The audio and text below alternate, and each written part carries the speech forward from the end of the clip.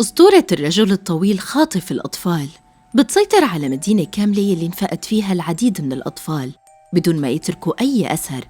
اللغز المحير يلي بيكونوا كل سكان المدينة مفزوعين منه. بيبدأ الفيلم بأمريكا، ومنشوف بوقت بيصير في اختطاف كتير وحالات اختفاء للأطفال، وبيكون تقريباً حالات الأطفال المخطوفين تقدر ب 800 طفل كل سنة، وتقريباً حوالي 1000 طفل بيختفوا بدون أي أثر. ومنشوف بمدينة اسمها ويندروب بيكون في ضباط طالعين من مكان عتم، وبيكونوا عم يدوروا على الأطفال المفقودين حسب البلاغ يلي جايين إنه في أطفال موجودين بهذا المكان، بس بيطلعوا بدون أي فائدة. وبيكون الملازم دورت هو المسؤول عن المنطقة، ولما بيروح الملازم دورت على مركز الشرطة بيلاقي بنت اسمها جوليا وشها كله كدمات، وبيخبرها دورت إنه ما لقى ابنها. وبتكون مدينة ويندروب فقيرة كتير بسبب إغلاق مناجم الفحم فيها يلي كانوا معظم السكان يسترزقوا منه. ومنشوف 3 بنات، كارول وجيمي وتريسي، بيكونوا رايحين على المشفى يلي بتكون جوليا بتشتغل فيها ممرضة، وبتكون كارول عم تتألم كتير لأنه صار موعد ولادتها، فبتساعدهم جوليا وبتولد كارول. بعدها بتروح لعند تريسي أمها لكارول وبتقلها إنه لازم يبقى الولد بالمشفى لحتى يطمنوا عليه، بس تريسي بترفض وبتاخد بناتها وبيطلعوا.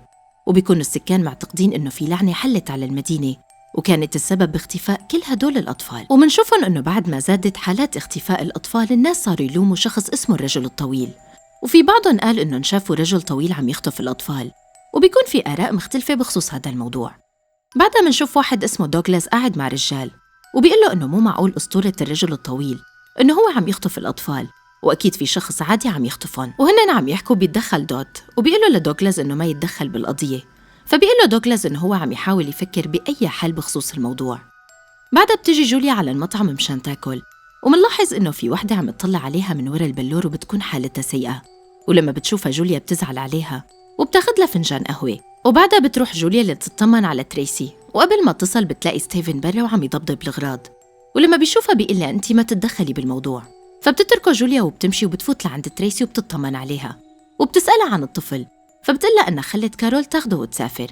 فبتستغرب جوليا وبتقلها إنه حالة كارول ما بتسمح لها إنها تسافر، وبتقلها تريسي إنها ما لها قدرانة تصرف على بنتها وحفيدها لهيك خلتهم يسافروا. وبتسألها جوليا عن جيمي، فبتقلها إنه جيمي قاعد جنب البحيرة، وبتروح جوليا لعندها وبتعطيها دفتر جديد بدل يلي معها، وبتتشكر جيمي عن طريق الكتابة لأنها ما بتحكي، وبتورجيها جيمي رسومات رسمتها عن الرجل الطويل وبتكتب لها شافته. ولما بترجع جوليا على بيتها بتقابل المربية كريستن وبتقلها إنه ابنها جوا البيت، فبتفوت جوليا على البيت وبتطلع على غرفة ابنها ديفيد لتطمن عليه. وبالليل لما بيكونوا قاعدين عم يتعشوا بيحكوا عن زوجها لجوليا الدكتور وإنه كان يساعد المدينة كلها. وبعدها بتخفى جوليا وبتصحى لصوت تكسير إزاز وصوت الراديو عالي كتير، فبتقوم وبتطفي الراديو وبتنتبه إنه كريستن مربطة على الأرض ووشها كله دم.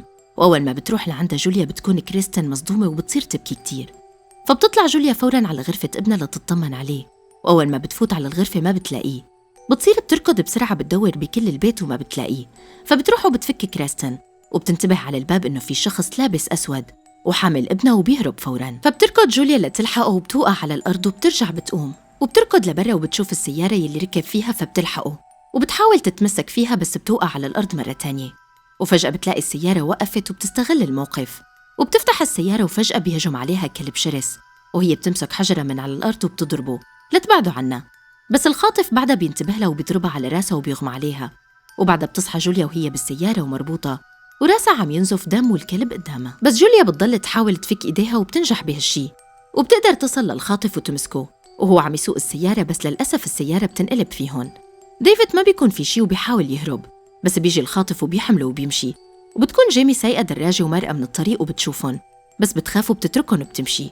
جوليا بتقدر تطلع من السيارة وبتصير تحاول تتبع آثار الخاطف وبتفوت على الغابة. بعدها بتقعد جنب شجرة من كتر التعب وبتطلع على إيديها وبيكونوا مجروحين بشكل كبير، وبتحاول تكمل مشي بس من كتر التعب بيغمى عليها بنص الطريق.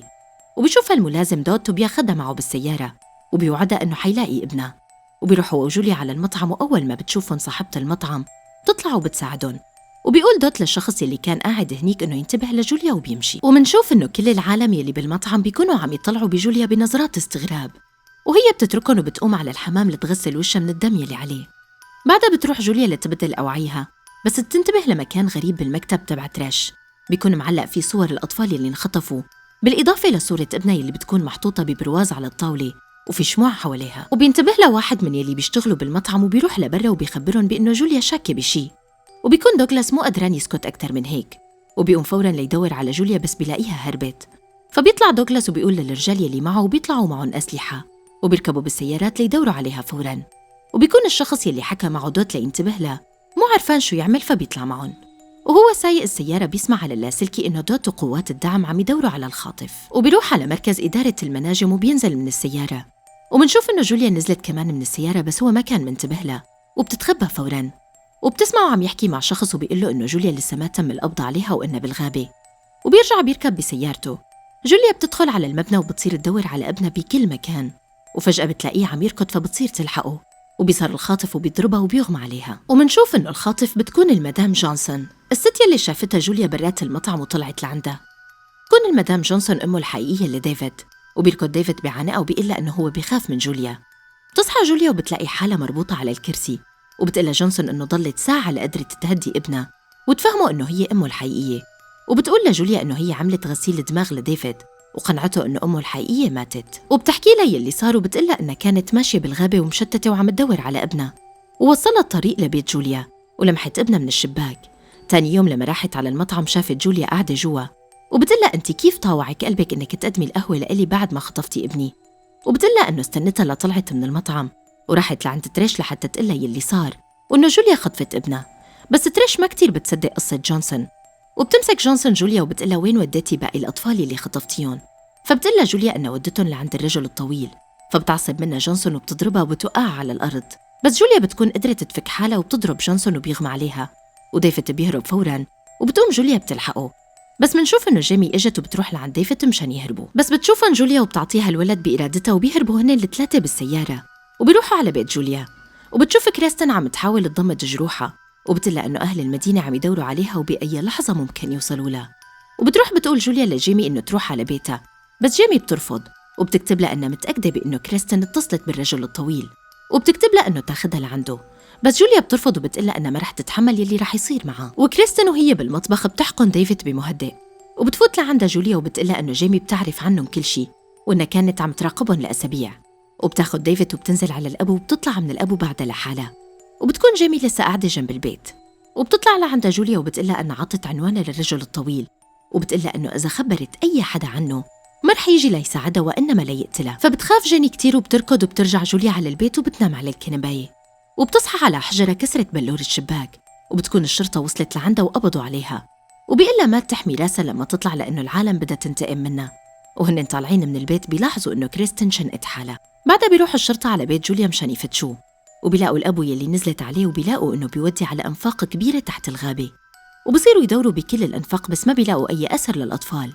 ومنشوفهم وهن طالعين من المكان، وبيكون هذا المشهد الأول يلي شفناه من الفيلم. وبيرجع دوت على مركز الشرطة وبيقول لجوليا إنه ما لقوا الأطفال يلي خطفتهم، وبيسألها عن زوجها يلي تركها من زمان.